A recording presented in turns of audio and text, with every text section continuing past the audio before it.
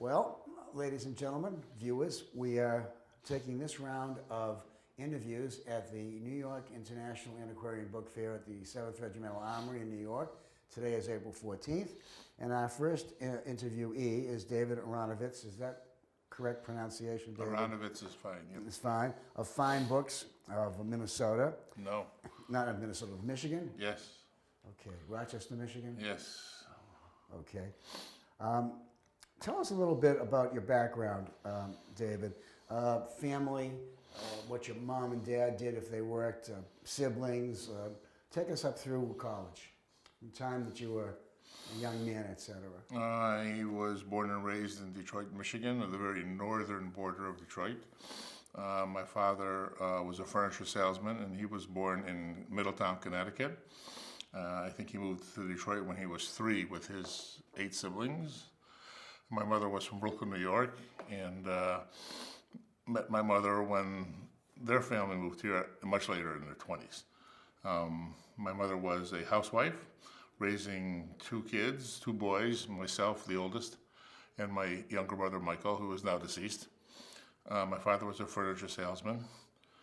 I went to Mumford High School, and then I went to college, and I had earned an undergraduate degree in psychology at Wayne State University and a master's degree in psychology at the University of Detroit. I used none of those to make any money, but I think school, if someone says, what does the university teach you? I would say college taught me 2 things. It taught me how and where to find out information, and then it taught me something that no one under 35 years old has any idea what it means, and that's the phrase delayed gratification. And that's what school taught me. I remember going from 8th grade in the Werner Elementary School in Detroit, northern part of Detroit, to Mumford High School, which was a student body of 4,000, a very famous school in Detroit. And my horizon widened greatly and I got new friends. And I couldn't help notice that some of these new friends who lived maybe a mile away were living in much bigger homes. One father might have been a doctor, or wife an attorney, and blah, blah, blah. And I said, oh, this is interesting. Perhaps all things are not created equal after all. And that's my background. The background regarding books, this probably stems from my potential stereotypical boyhood. And by that I mean between the ages of 8 and 15, I collected baseball cards, comic books, and coins. Typical. And I was damn good at it. When I reached the age of 15, I stopped collecting those things but kept them. And I had nothing to collect. And then in between graduate school and undergraduate school, I took a year off, and I was a postman in Detroit, Michigan, and I was making money for the first time. And I hadn't collected anything for 6 years, and I needed something to collect, and I, for some unknown reason, started collecting lamps. and found a fascination with whale oil lamps, which if you're from New England, it makes sense, but if you're from the Midwest, it's quite peculiar. Quite peculiar, I would But think. being a peculiar kind of person anyway. And then after about a year, I stopped that. And in 1976, after I had graduated school, I again found myself with a kind of an interesting job. I had 2 friends who owned boutique stores, head shops, and I just finished my degree, and I didn't want to go to school for another 2 or 3 more years and get a PhD and not find a job, because all through my graduate degree at the University of Detroit, there were people walking through the university who I'd never seen before. The last 4 or 5 months I was there, I'd say, "Excuse me, Dr. Smith, but who was that?" "Oh, that's Dr. Greenberg. He's from so-and-so university. He's looking for a job." And I just saw the handwriting on the wall, and I said, I don't know whether I want to do this. Anyway, these 2 friends of mine said, "We are starting a business in which we will wholesale and manufacture occult sterling silver jewelry. Do you want to join us?" I know nothing about jewelry. I know nothing about business. I said, "Sure." So that was in the mid-'70s, and then now I had money again. I was married and I was making some money, and I needed something to collect desperately. And I looked around the house, and there's a lot of paperback books. And I said, boy, what would it be like to collect books? What is that about? And maybe collect first editions. As a matter of fact, what is a first edition? I have no idea what that is. Anyway, I found out, and I was able to buy the things that I wanted to buy. Were most apparently available through mail order catalogs. And so I found out those people who were issuing catalogs of the things I wanted to buy. And that's how I started. In 1976, the very first book I bought, I still have, it was a signed presentation, first edition of H.G. Wells' When the Sleeper Wakes. I still have that. I bought it from one of our members here, Lloyd Curry. Do you keep it as a memento? Or It's part of my collection now. It's part of your collection. Which is quite good, I should say. I remember being told that it's not fair to collect books and sell them, that you're harming potential customers by not offering these things. And I said, I understand, that's 100% wrong. And so I was able to play both ends against the middle extremely well. You're one of the few. Well, I don't know. I didn't know that. And but I did find out something. When you say one of the few, I do find out something. Since I became a member of the ABAA back in 1987, is that I thought that my road to being a book dealer was quite common, and then my road is from being a book collector who became a book dealer. But I find out that apparently it's really not that common. Most people work for somebody. Yeah, I was going to say, did you ever have the experience of having apprenticed with anyone? You just went directly into your own business on your own smarts. I say with perhaps foolish pride that I have no mentors. Never did. Never worked for You anyone. never had anybody who... Never. Okay. Never. And if somebody said, how do you account for your supposed success? I can look them right in the eye and say, I have no idea. I have no idea. It just sort of happened. It just happened. What was your... how was your transition from the traditional way of selling books to the internet way of selling books? Well, Do you have an internet presence? Absolutely. Back in 1984, I bought my first computer, which I still have, which actually is a Lisa, which was this tremendous dog that was the first Macintosh. Yeah.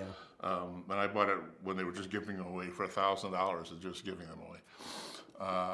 As a matter of fact, I have every computer I ever bought, and they're all Macs.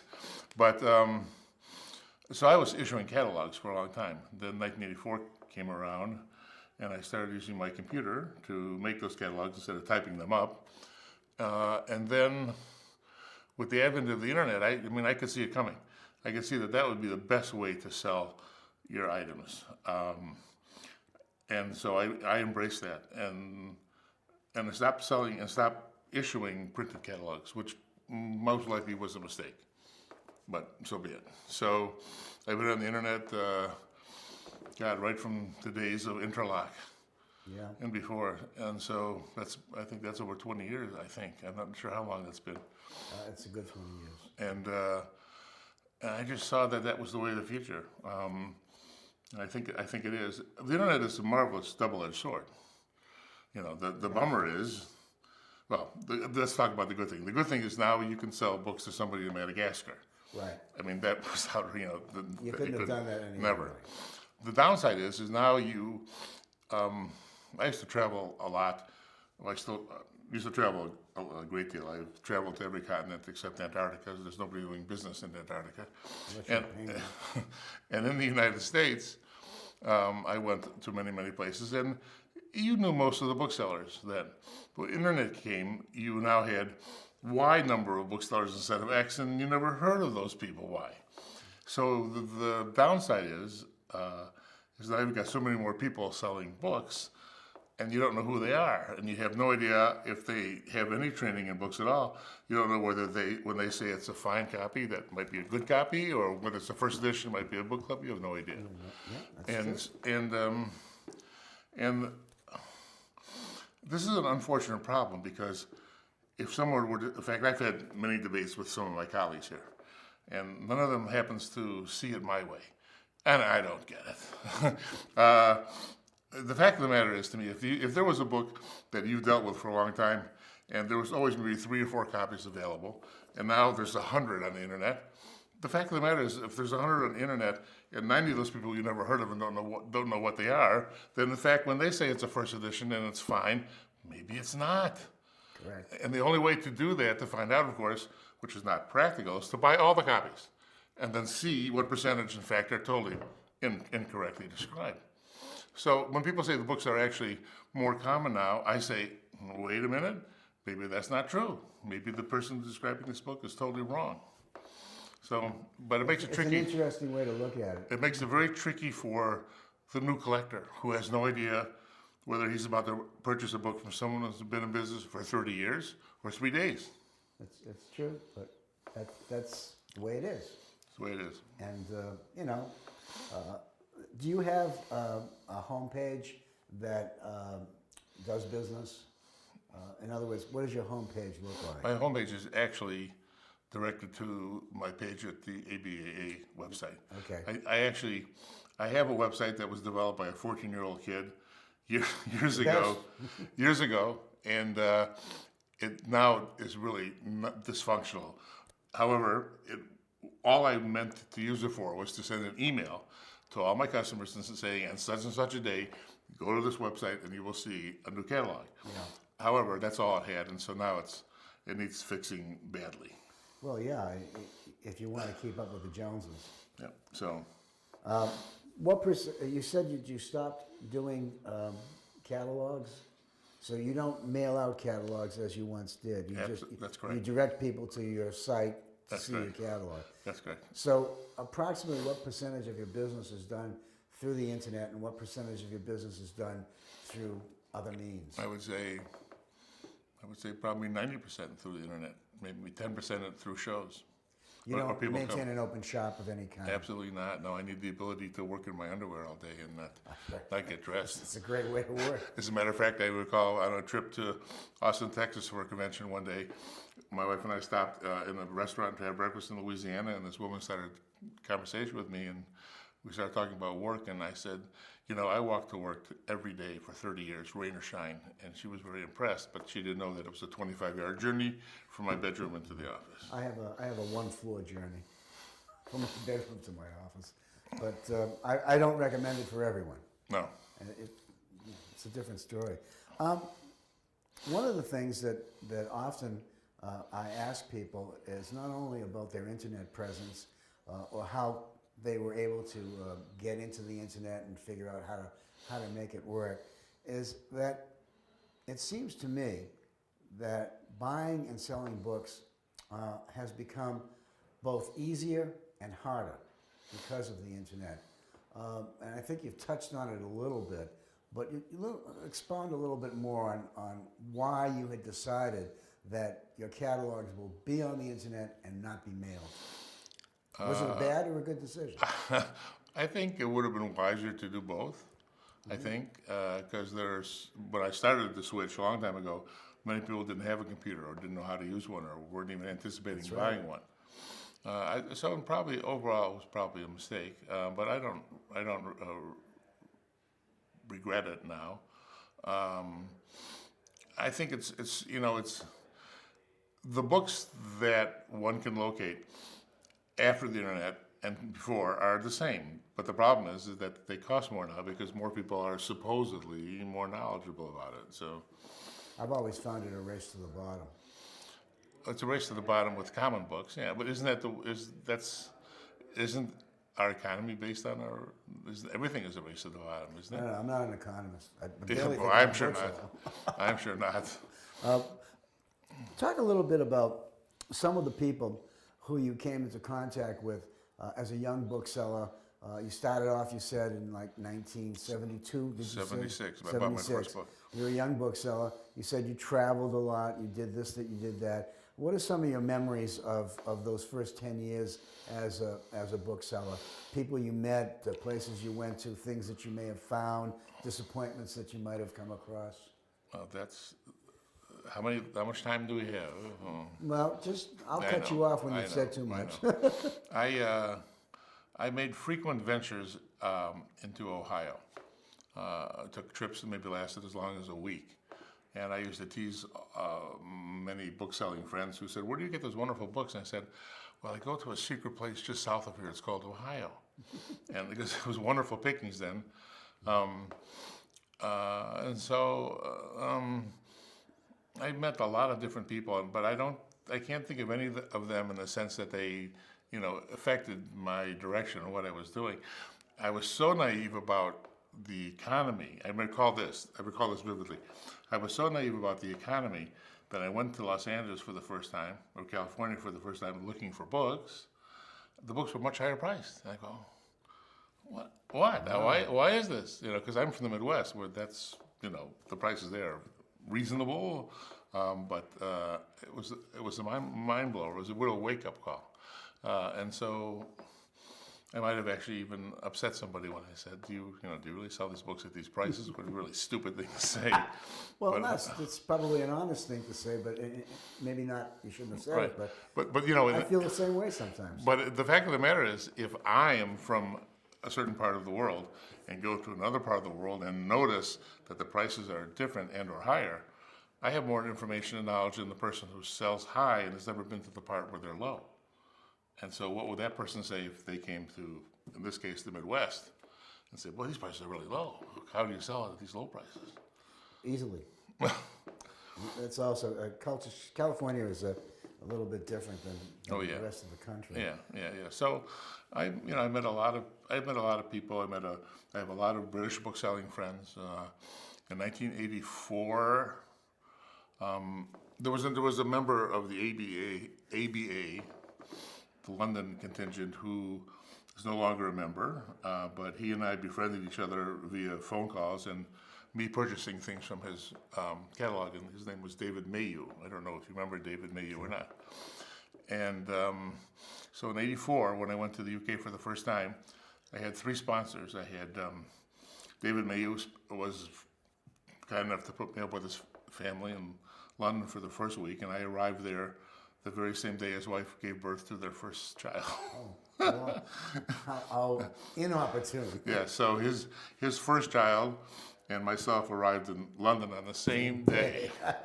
So, and then I had a week, and then another week I had a customer friend who unfortunately is now deceased, and he invited me to stay with him in Edinburgh for a week, and that was spectacular. And then I had another friend who was a writer named Duncan Lunan, who wrote a lot of nonfiction, who I found out had a lot of books and sold me a lot of books through the mail, his own library.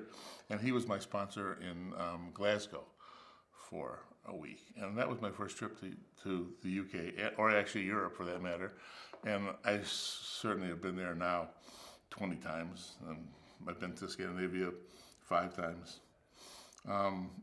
So I know a lot of these people. They remain, friends and acquaintances. Some longer and stronger than others, and lots of fond memories of that.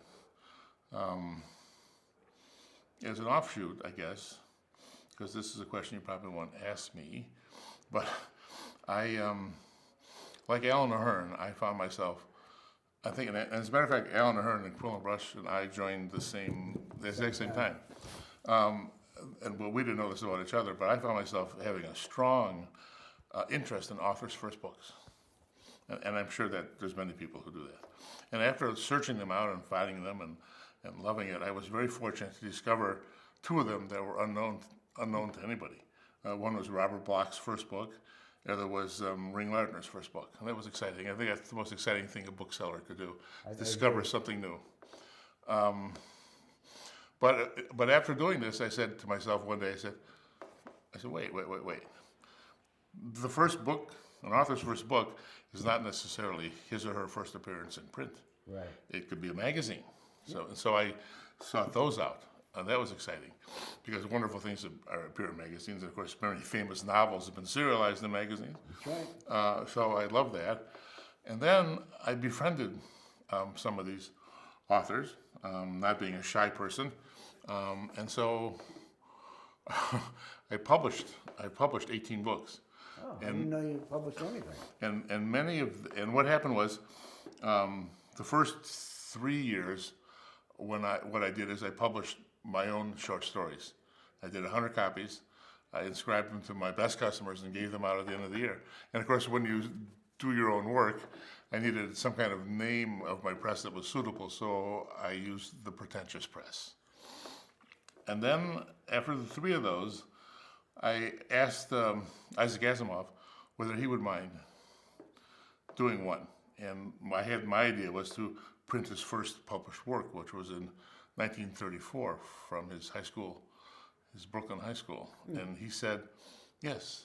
And that was a very interesting time because other authors that I met followed suit. Arthur C. Clarke, Ray Bradbury, Gene Wolfe, Philip Klass, Roger Zelazny. These are all science fiction authors that I became acquainted with and friends with. I'm sure I'm missing somebody or two. Anyway, the wonderful thing about these people is that they signed all these booklets that I produced, which there are 14, and no money ever exchanged hands. They were marvelous. I mean, I gave them as many copies as they wanted. I usually printed about 85. They usually take 10, and they give me the rest, and I never asked for money for them. And, so I gave them out to my best customers. It was a win-win situation for everybody. Oh, yeah. And then I published 4 books commercially, and those I sold. How did they do? 3 are sold out. And the 4th?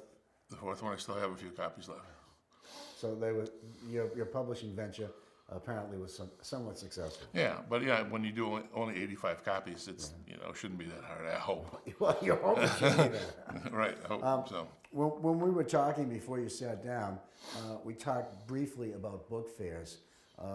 I know that you do a lot of book fairs. How many book fairs do you do in the course of a given year? We've slowed down considerably. We used to do, I think the most we used to do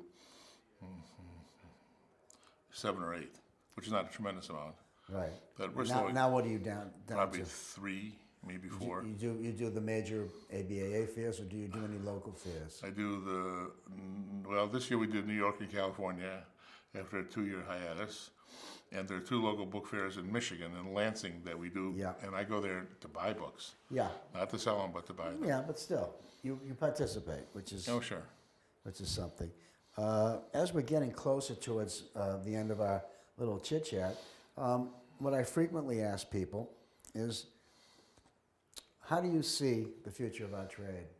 Here we are. It's 2012. The internet's been around for a while. A lot of booksellers are still here. How does the trade look to you if you had a crystal ball 10, 15, 20 years into the future? What do you see? Just 10 or 15 years into the future? Yeah, because I don't think most of us are going to be around after that. I actually don't see the species lasting beyond 2050 myself. Yeah, really. But, I think there will come a time, certainly people who are booksellers who are just selling used books in general, I mean, they're doomed. Yeah. They're doomed. People who sell collectible books is what you're speaking about, I think. Right. Certainly younger people today are bombarded by electronic devices that were never part of our childhood. Right. And so their attention is drawn to so many places at the same time, it's really hard. You may remember that I mentioned in the chat line that in the Pasadena Book Fair, we sold the first edition of P.G. Wodehouse to a 14-year-old girl. That was really amazing. That's quite spectacular when you think about it. It was incredibly spectacular, but not because of anything I did. She just happened to walk in our booth with her grandmother. But it was the first collectible book she ever purchased. It was $175. It was the cheapest book we had at the fair. But I think that's a false positive. I mean, I think that was a very bizarre, unusual circumstance. Yeah. So, I'm thinking people will be collecting books as objects, but I think that happened beyond 20 years from now. And I think that the important books, what is a book? It's often a compilation of ideas, and these are the origins of ideas and the origins of thought. And I think the word first is a really potent word in the English language, and you say first edition or first printing or first run or first pressing. that gets people's emotions built up. So I don't see a disaster really at all. Hopefully I'm right, but I see the future of book collecting existing certainly well beyond 20 years from now, well beyond 20 years. You said you're going to need to do some work on your website. Absolutely. And when you do that work on your website, are you going to think in terms of what you just spoke, in terms of the young people who are bombarded with electronic things? I don't know whether I'll mention that. I might, if I do a blog, I certainly would say that. Well, everybody has a blog. Right. But, who cares? Last question for you. As you look around the room, or not look around the room, who do you see as, in our era, we're talking about the past several years and years to come, who are the great booksellers of our era, in your mind? Who are the great booksellers? Yeah. Not just as booksellers, but people who are bibliographically sound, people who know how to write a good description, people who find great books, people who put those books out for sale. That's a tough one for me because I hate to leave anybody out. You don't have to. Just name a few that comes to your mind. That's all. Well, although I branched out into nonfiction years ago, thank God, because selling just fiction by itself was not the smartest thing. I unfortunately still know more about fiction than nonfiction. And gosh, who are the important booksellers who are selling fiction today?